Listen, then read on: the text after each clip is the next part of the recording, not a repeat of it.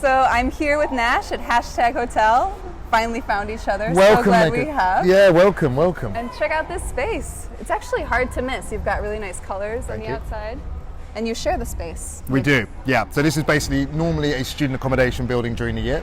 What we have is 2 months to 3 months during the summer where half the students go home and we occupy the space. So we put up a pop-up hotel, which you'll see as we go through, a reception area, we run linen, laundry, but more importantly, we bring people amazing experiences here in London and here in the UK. Can't wait to hear more about it. Cool. You want to show me around? Definitely, let's go. Sweet, let's go. Let's go. Excuse us. Right, sorry guys. How's it guys? How you doing? Hi. CJ, good. So this is Amani, this is CJ, and this is Tahir.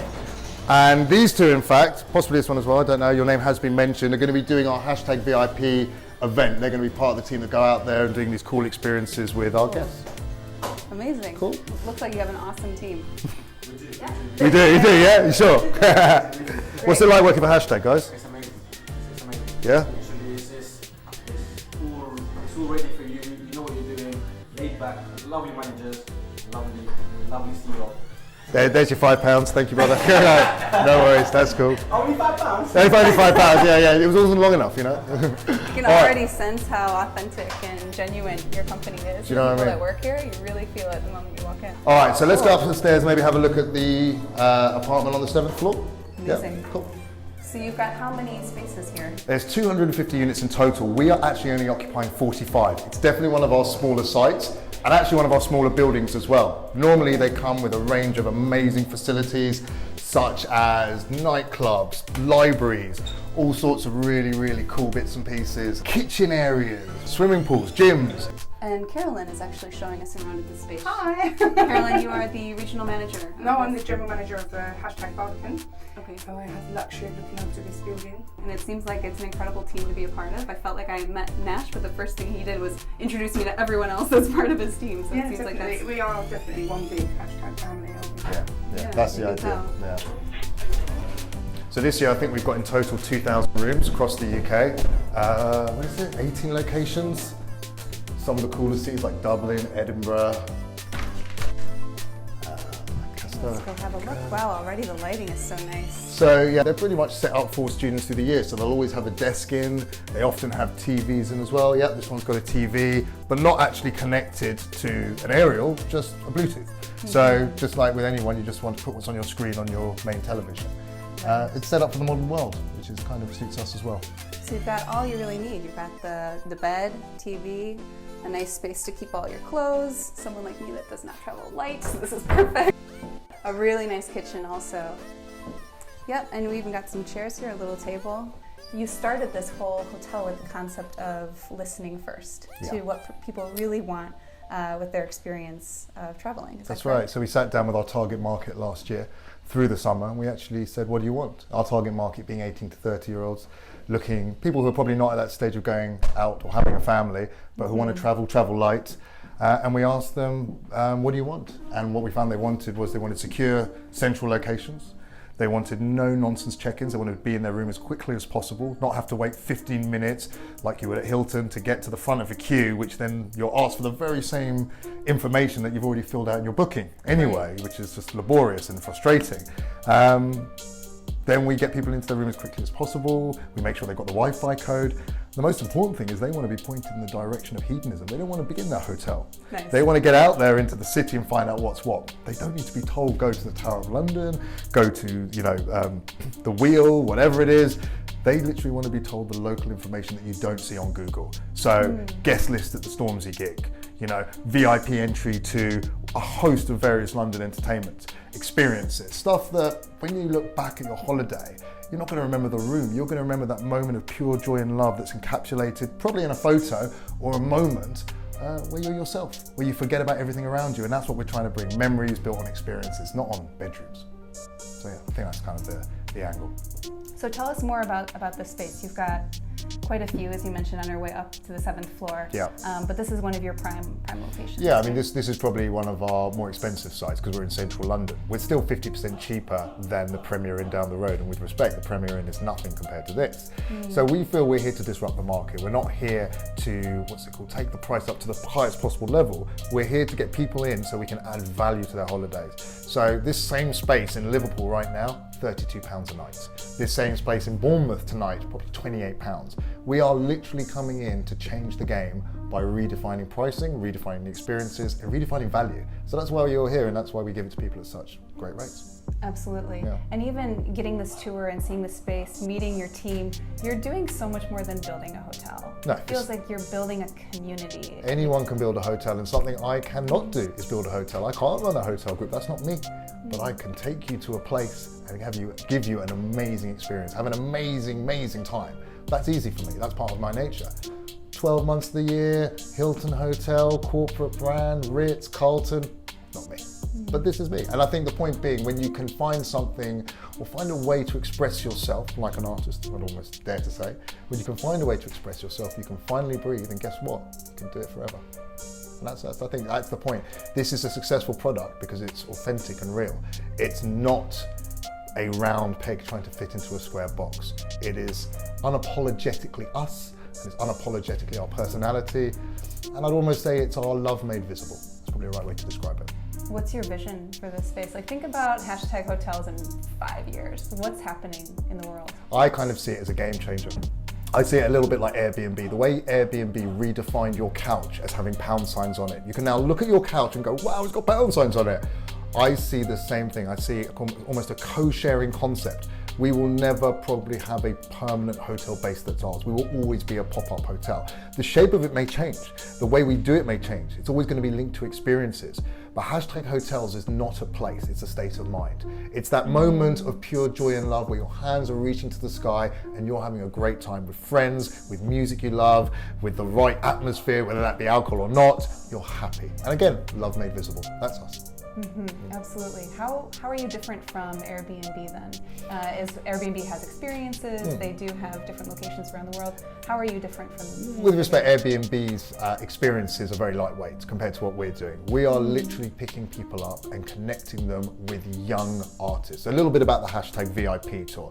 We've gone and taken 4 unsigned artists with real raw UK experience, musical flair and flavour. We've taken them, these are guys who you would never have heard of, and we've asked our guests a simple question: what sort of music do you like? And when you say, hey, I love hip hop, we introduce you to a local London hip hop artist, someone who's been struggling, who's got a great story, who's talented, like so many of our young aspiring artists are. They're talented, but they don't have a platform. So what we've done is we've given them that platform, and we've said, listen, you are stars. You know your stars up here, the rest of the world just need to know it. And we've gone and we've given them that platform by essentially signing them to an 8-week tour during the summer. So what happens when you sign up as a guest? We ask you that question, which musical genre do you like? You say, I like hip hop. We say, well, here, meet Jordan London, meet 32M. You then follow them on Instagram. We pick you up. We take you along to Hip Hop London. You meet Jordan London. You meet 32M. You see them perform on stage. You sit down, you have lunch with your friends, and the hero who you idolize, whose music you follow, comes and sits down and has lunch with you. Cool. And you get the selfie. That's what you really want. You want the selfie. How you mean? Take note like a tab, more dope than a trap. On my flow so gas. All I want a couple more O's in my bank, and you know that I rap make moves on the map. Tell me like this, what I wanna hear.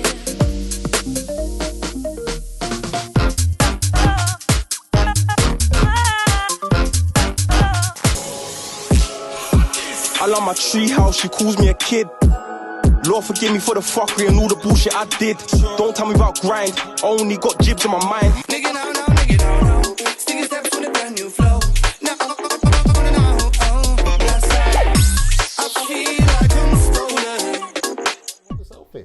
You are redefining not only tourism, but luxury. Yeah. I mean, the whole way that we look at the old traditional model of the luxury market is being told the kind of experience that we should have, or aspiring to have something that's given or rewritten for us. What you're doing is fundamentally different. I mean, you're finding people that are hustling here, that are also wild ones, those Yep. people that I like to call that are off the beaten path, but are truly following their heart and something that they aspire towards. You're finding and connecting with those other people to then redefine the marketplace here. Absolutely. I mean, that's the message. That's my journey. You know, I've had it tough. I've had walls I've had to break through. So when I meet other people out there who've been on the same journey and have broken through those walls to finally be able to express themselves, I realize that's not just interesting, that's honest and that's authentic, and that's what people really want nowadays. They don't want the built up corporate experience. They don't want to come away and think my holiday was defined by the quality of the room. They want to think, you know, my holiday was defined by the quality of experience I had, the quality of those moments that, again, you know, will stick out in your memory forever. You know, 10 years, 20 years, 30 years later, you may not remember what happened yesterday, but you'll remember what happened that moment when you were happy. So yeah, for sure, we're building an army behind us. We have a lot of like-minded people. It's definitely becoming a community. What I'd almost say is, as much as a community, it's a channel. It's a channel that you can turn on any time and see the same sorts of stories repeating, guests enjoying the same sort of experiences, and us constantly making it not about us. It's about them. Like we asked our guests last year, what for you defines a great holiday, a great experience?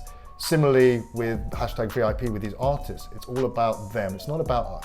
I can go and get Stormzy, put him behind reception and say, do a rap. Does that make me cool? No, it makes me lame. But I can give someone a real authentic experience because guess what? I'm a Londoner. I'm connected to these people. So my team, you know, we're the cool guys who are going to hook you up and make sure you have a great time. And that is changing the game for sure. Amazing. So let's go take a look at more of your space. Let's you can do it. show me around. Can't wait. All Let's right. go. We're now going to the common room, and Okay. we have these locations, or we have these spaces in every single one of our buildings. It gives our guests a chance to relax, and, you know, get out of their room, and a little bit more of a dynamic, cool, fun, funky space. Cool. So all of your locations have some sort of shared space. Correct. Or Absolutely. I mean, to be honest, some of them have nightclubs, some of them have basketball courts, theatres. They really push the boat out. Every single one has a gym, for instance. So yeah, but you'll always see some lounges, some sort of communal areas. I mean, these places are incredible.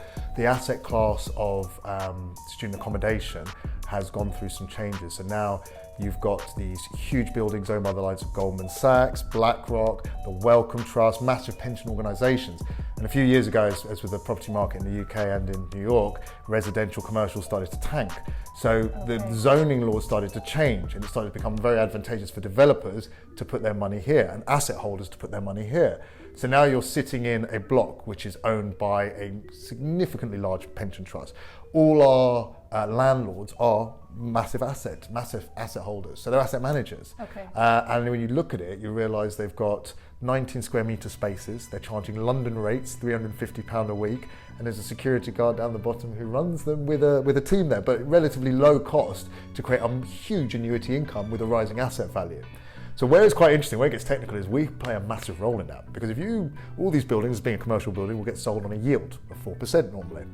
So if we come along and add 300k revenue to them by putting it in their pocket, the idea is that we can actually come in with quite a significant value-added relationship that we're offering them. Not only are we coming and taking care of a big problem for them, which logistically the owners of the building can't handle, we are actually adding huge asset value to the asset in the first place. So it's a product that works on a number of different levels. Mm-hmm.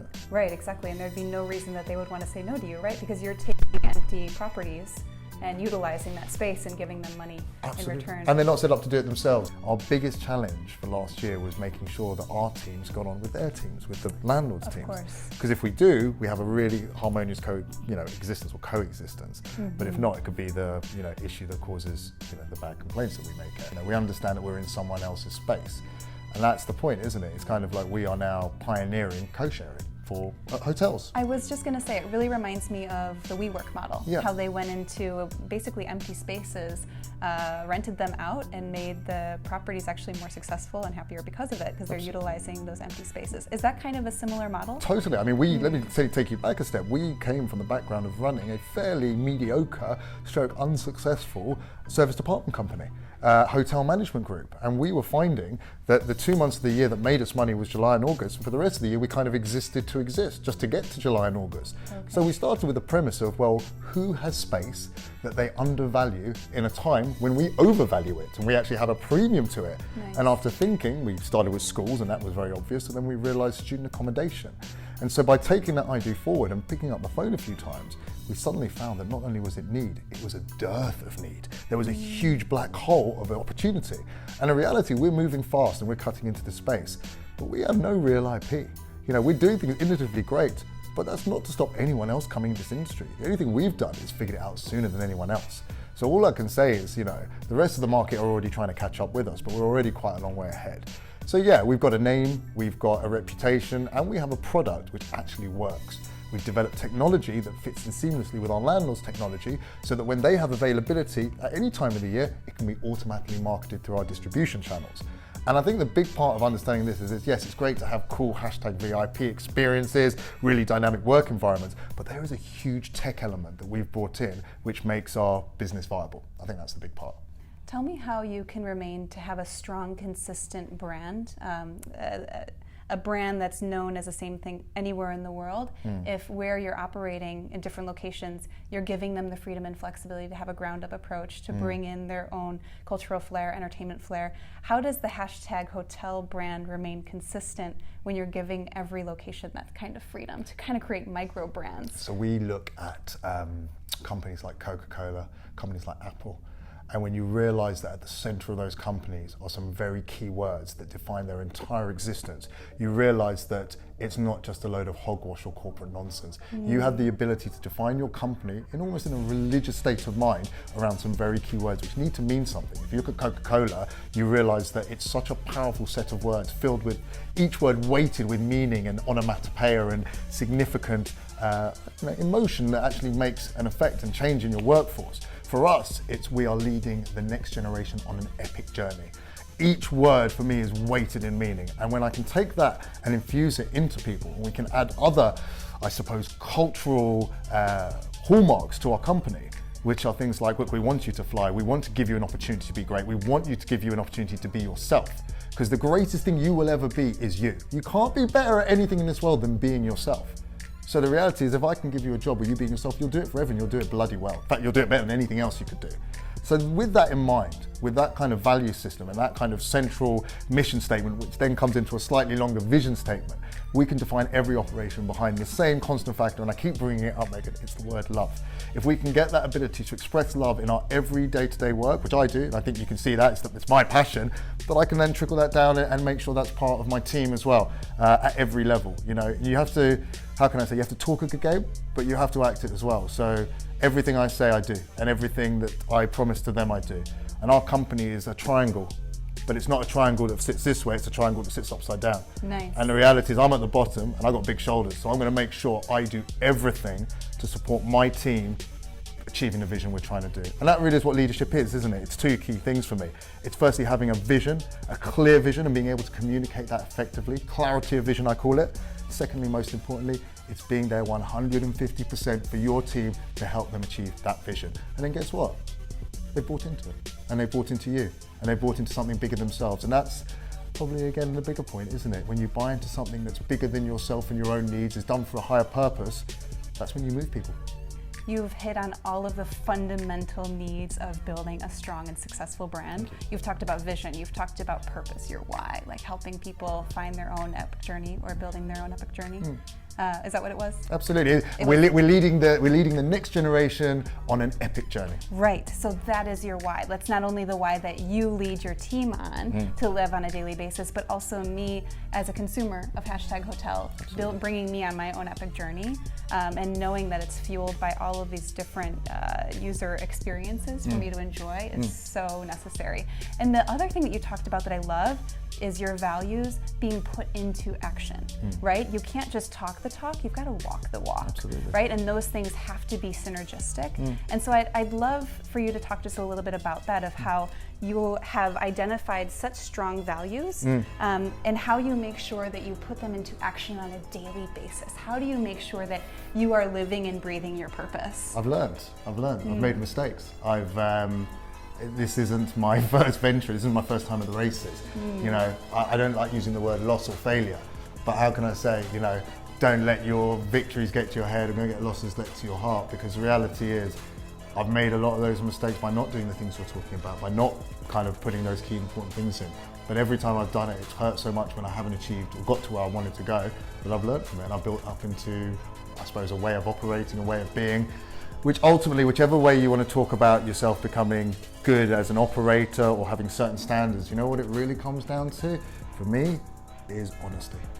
It's real honesty. Do you have the ability in life to be unapologetically honest about who you are, about what you want, and about what are the realities of making it happen?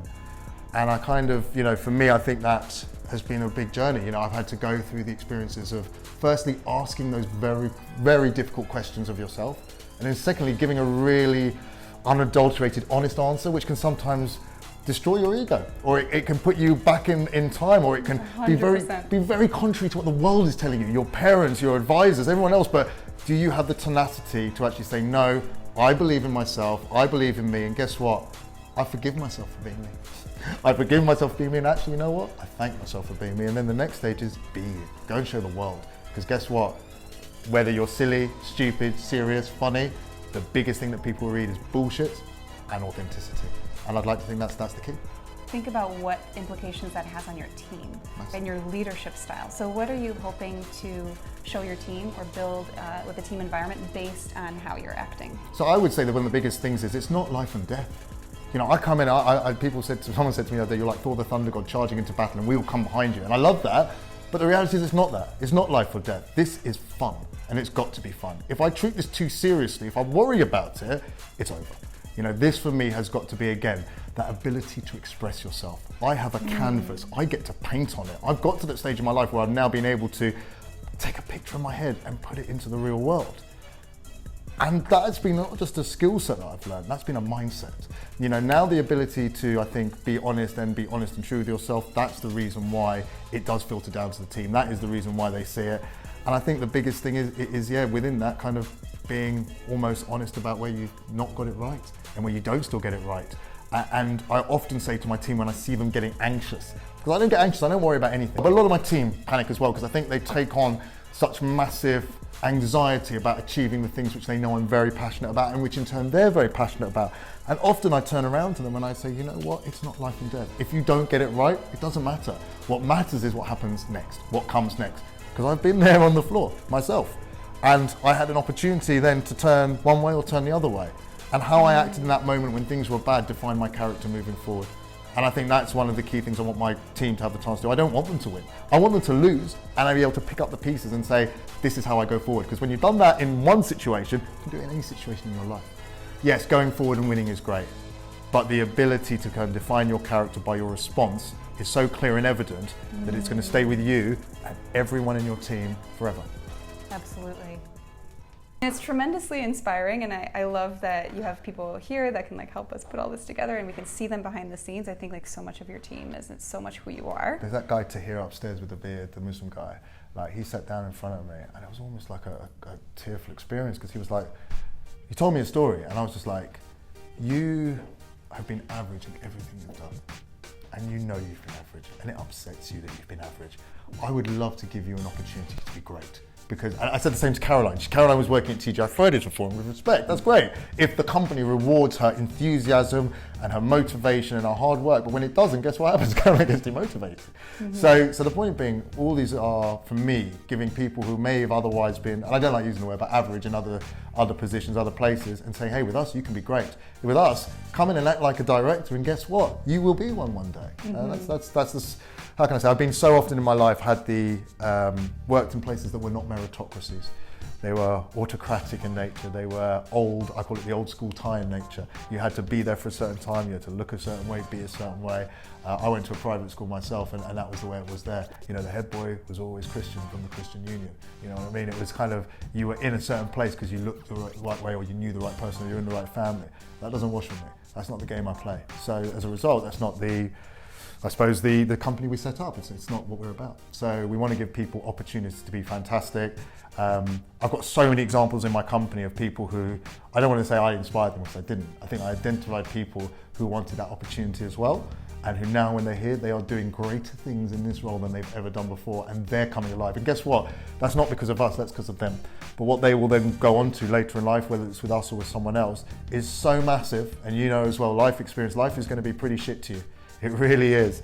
And if you've got that sort of mentality and that attitude, and we've had something to do with it, that's the best pay I could ever expect. Can I just put my 50p? Go on. So there is where I think you should really talk about this crisis, the fact that you're... I haven't told her about crisis. Yeah. So Crisis is a charity that helps people get back on their feet. Here, Caroline, I'm going to have you hook up. Hey, bring him.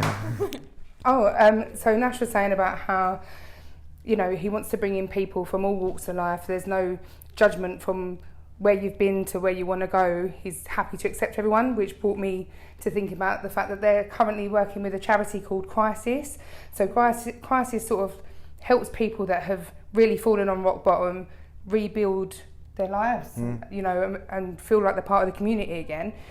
And I only found this out recently, to be fair, but Nash is working with them to help them back on their feet. Yeah. So we're taking on people from that charity within positions within Hashtag to help them thrive. So by the end of the 2 months that are left, you know, they could be well on their way to bigger and better things, and I just think it's an amazing concept. Well, do you know what it started with? It was quite interesting. We had, for many years when we were doing our other business in accommodation, realised that some of the properties we had, Kensington and Chelsea, were amazing, but like literally, on certain nights we were empty. And you'd walk outside and you see a guy on the street, and you'd think, well, is there no way we could do something? And obviously you didn't do anything. So what happened was, at the end of last summer, we had a huge amount of linen, duvets and pillows. And we didn't know what to do with them. We had a storage cost. We had about 800. We didn't know where to put them. So we contacted Crisis, and we contacted a few other homeless charities, and we said we would like to give them to all your shelters. So we started this roadshow where we went around and we dropped them off, social media opportunities, we did bits and pieces. But the biggest thing was, I started speaking to some of these homeless people who are basically in a situation which was not too dissimilar to situations I've been in. And there's a saying in London where you're only ever 2 paychecks away from being homeless. So if you lose your job and you don't get a job in the next 2 months, you're out on the street. And you started to realise when you spoke to these people, they did not have the stigma or the mantra that they really should, because people perceive them to be vagrants, homeless, drug addicts. And obviously those things do come into it. You know, substance abuse is a problem. But when you start speaking to these people and you realise you're talking to the pillars of society, you know, the people who have helped build our world, and whether that be someone who works for MI5, or whether that be a scientist, or whether that be anyone who doesn't necessarily have a job of the same standing, the same common factor appears. These are not people who are necessarily abusing the system. These are people who have fallen on hard times. These are people who have gone through mental struggles, mental health problems, and who have suddenly, for whatever reason, ended up on the street. So this idea started becoming more and more obvious to me. So we started speaking to Crisis, and yes, it was great for us to distribute all of our inventory to them and help out the hostels. But I started thinking bigger. I started thinking, well, hold on. There are a number of people who are on the streets or in hostels starting to break the cycle. And that's what it is. It's a cycle, homelessness. When you drop out of the system, you're suddenly in a cycle and you can't get back. You can't get back because you don't have a home, you can't get back because you don't have an income, and you're suddenly on handouts, and you have to queue all day to get the handout, and then guess what? You've had no time to get a job, and it just goes on and on and on. That's why we have to break the cycle, and that's what Crisis do. So I started going a stage further. I said, well, hold on. These are the pillars of society, potentially, who have, for whatever reason, fallen off the beaten track. There we go, fallen off the beaten track. And now, these people need help. Crisis are trying to help them break the cycle. Well, what else do they need? Well, do they need a job? Sounds like something I could help with. Do they need a place to stay? Sounds like something I could help with. And we approached Crisis and we said, look, we'd like to start an employment program. So we want to take people who have been vetted by Crisis as being at the right stage, whether that be at the right stage of their recovery, whether that be mental health or substance abuse or whatever it is, the right stage of their recovery, to say, I want an opportunity to now break that cycle. And we're going to be giving them jobs this summer. And we're going to be giving them a place to stay. And we're going to, actually, we're not going to charge them for the place to stay. We're going to give that's going to be our contribution. We're going to pay them a wage. And then we're going to become part of the Hashtag team. Yeah. And then hopefully that's going to break the cycle. But I think the bigger thing is the understanding that, yeah, it's very well saying it's charitable, and that's great. That's great. I mean, I don't really like being the guy that's going, oh, yeah, well done for doing a bit of charity. Yeah, thanks. this could be smart business. This could end up being the best business that we ever did in recruitment, because what are we going to get? We're going to get highly qualified people who are going to be so grateful for the opportunity that I believe that gratefulness will be then shown in the effort they put in. So I've got no doubt that we're going to find an absolute star, and that person probably will be at director level one day. And when they are, it will kind of prove the point that firstly, there's this horrible stigma that goes along with being homeless. That's what I think that you're all about. You're all about finding a need and feeling a need and doing it, not just thinking about doing it, but doing it. And you just amaze me. I'll be honest, I just like pissing people off. All right, thank you so much for a tour of your space. Absolute pleasure. Come again, please. I will be here. And you're going to take me on a walk? Let's in your go. neighborhood? So Absolutely. I've only been to London 3 times. Have you got your stab vest with you? Very funny. Okay. No, you're in a safe part. Anyway, all of London's safe, I'll be honest with you. It's not like other places in the world. So what neighborhood are we in? We're in Barbican, which is kind of alongside the city. It's full of beautiful old architecture, a combination of new buildings and old buildings. And yeah, it's kind of very much a typical bridge between the West End, kind of where all the nightlife is, in the city. It kind of sits in between. Very nice. So how did you find this location, or what made you decide on this location of London? I suppose it ticked a few boxes. It was Zone 1, which is central of London, so always there's going to be a natural draw here in terms of, I suppose, people wanting to stay, because you've got just a range of things going on, and there's also quite a few business needs. For us, it was more, how can I say, finding the right partner to be with. If this partner had been half a mile down the road, it probably still would have been the right space for us. London's so big now that everywhere is a premium. You can't almost go wrong if you're in central London, Zone 1. But I would say that the company we're working with are absolutely fantastic, great partners for us, and we work very much hand in glove. And the point is, we can't not work hand in glove. It just doesn't work if we're at loggerheads with them, you know? Gotcha. Yeah. Wonderful. So you were actually born and raised in London? I was, yeah, 100%. I was born 1978. Typical Thatcherite child. Margaret Thatcher was the Prime Minister during the time I was growing up. And my parents were awesome. They used to turn around to me and often say, whatever you want to do in life, son, you put your mind to it and it will happen. And I think that's something that a lot of people don't say anymore. And I think, for me, it's quite nice to almost remember that and realise that I was built up on certain words. But the truth of the matter is, they sat there within me. And I think media and your upbringing influences you a lot.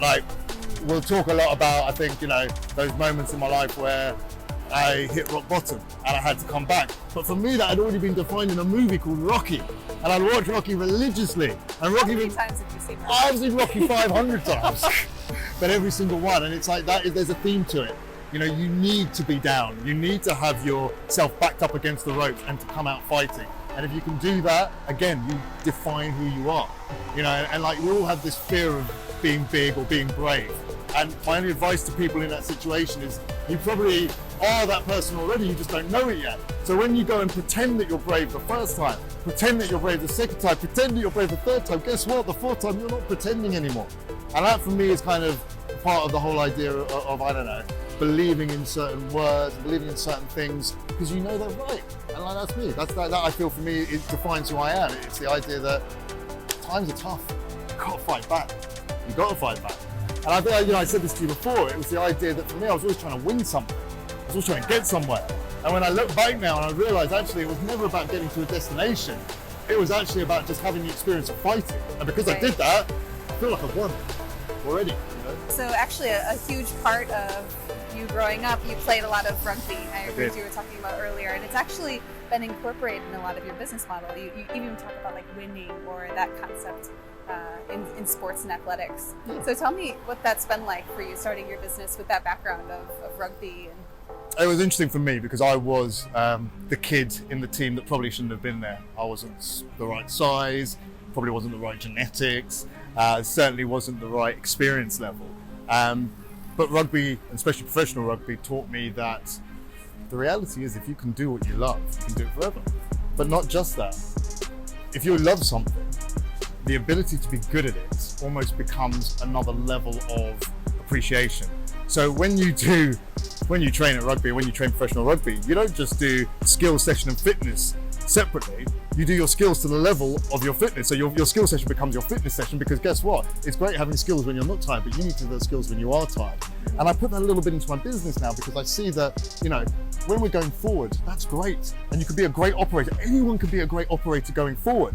But what's it like when you're going backward? What's it like when they're coming at you? What's it like when you've just been laid out on the floor and knocked out? That for me, again, it's like, I've had those experiences where we played the biggest and best teams and we've been under the cosh, and we as a group have rallied and come together and won. And for me, that is just now a natural way of being. So it's not really about, I suppose, the win. It's about the opportunity to do that every single day. And if I have that opportunity, yeah, I kind of feel like that is the end game already.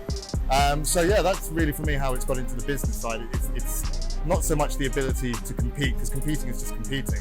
It's the ability to pick yourself up when you're down. And like, it's even, I feel it's into the way we manage our staff.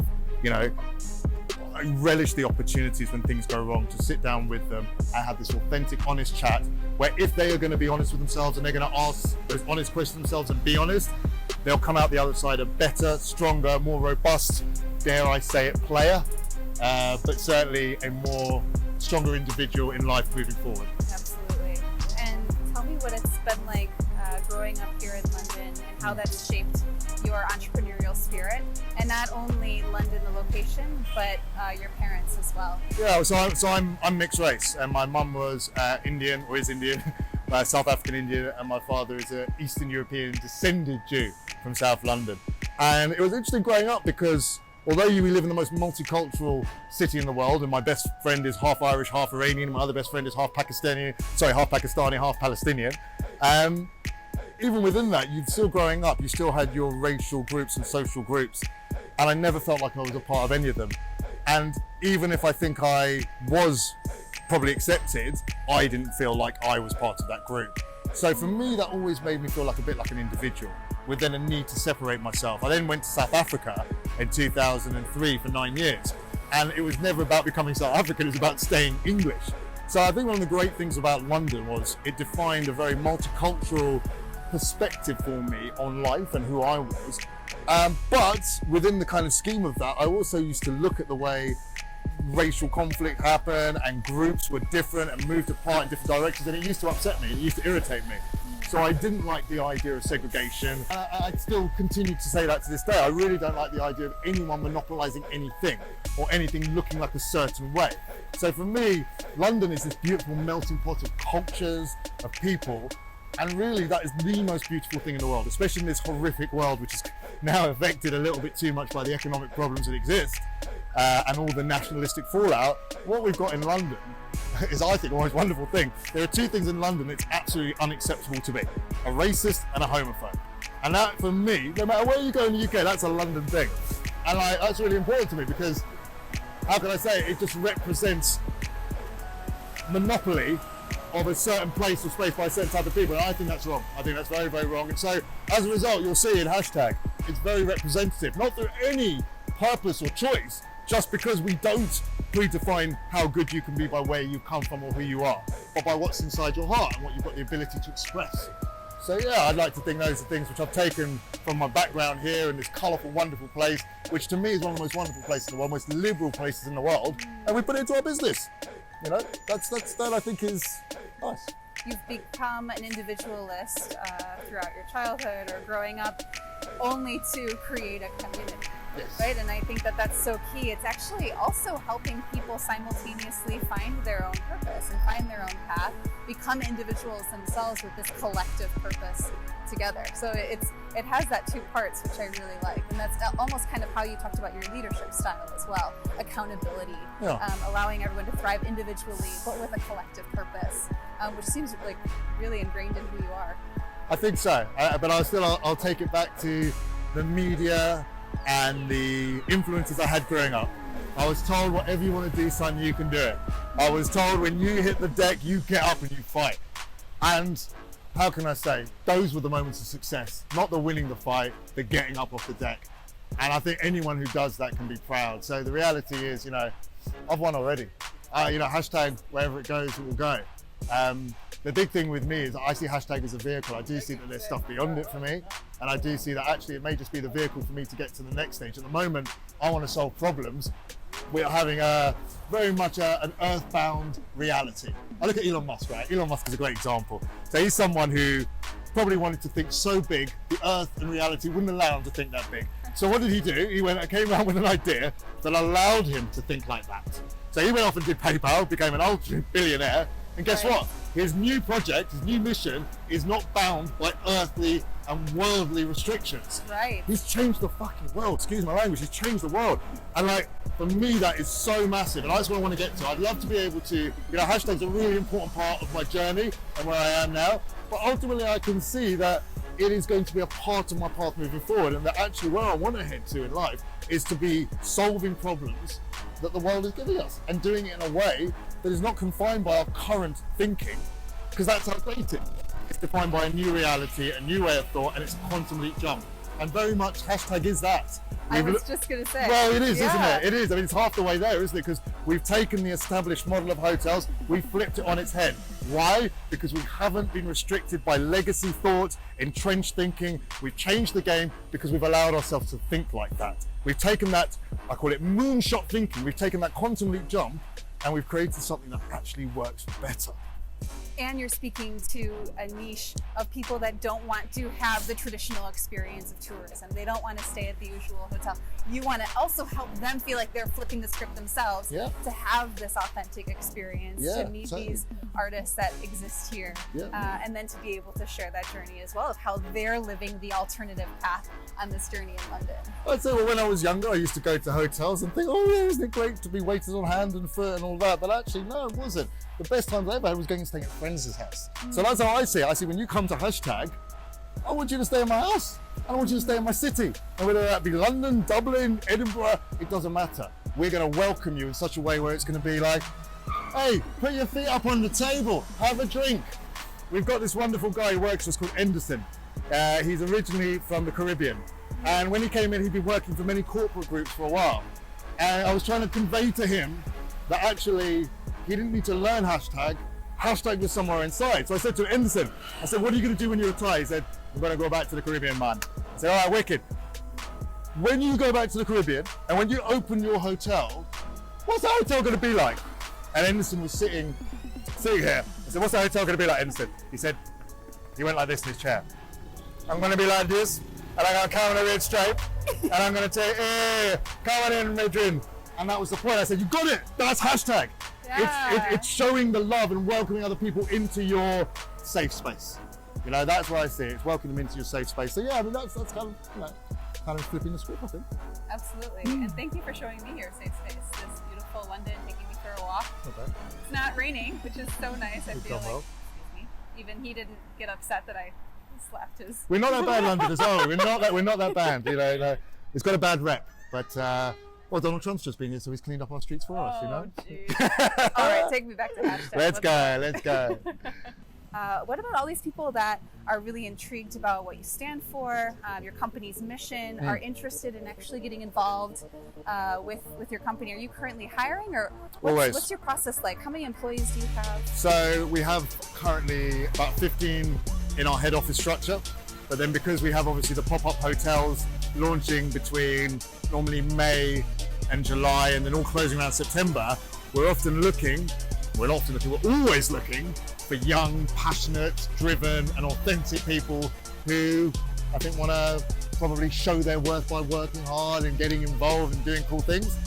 We're always looking for those people. So naturally we get a lot of students coming to us, but genuinely anyone who feels like they want an opportunity to spread their wings and fly. I've said it before, at other companies, people will be average. At hashtag, I will give you the opportunity to be great because I'll give you the opportunity to be yourself. So if you are out there and you know that you've got something special inside, you want to show the world, but you're struggling to express it, come and speak to us. And whether we give you a job or we don't give you a job, come and talk to us because that's what we're about. We're about giving people that platform and that opportunity. That's what we've done with the music side. It's what we do with our staff.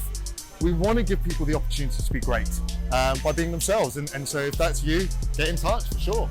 Reach out any which way. All our channels are open. We are built in the digital age. You communicate with us on Instagram or Facebook or whatever, we answer back. So yeah, talk to us. And then my last question for you, an aspiring entrepreneur who's watching this right now, what advice would you have for them? A few things. Never give up, obvious. That's an obvious one. You never give up.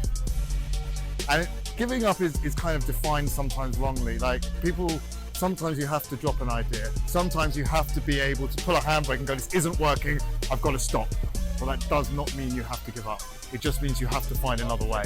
So I think never give up, but defining never giving up as just continuing. Even if that means slogging, even if it means no food, no money, your passion will ultimately get you to the right space. Never give up for sure is one of them. The other advice I'd always say is be authentic.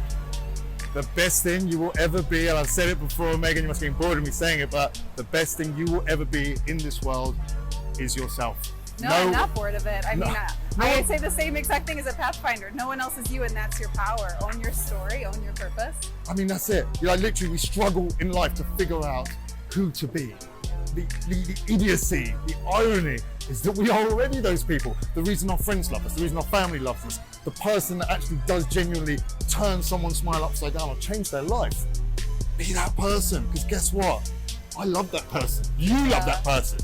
So be it. That's what I'd say. Absolutely. Yeah, it's so interesting because that's exactly what I help people do as well. It's finding their story. So if they have a business idea or want to quit the conventional path that they're on and go on their own, it can be really intimidating, and those fears can pop up, or limiting beliefs of, everyone else has this idea that I have. How am I supposed to own it? Or how am I supposed to carve this own path? That's something that's not what I've stood for in the past. How am I supposed to own this?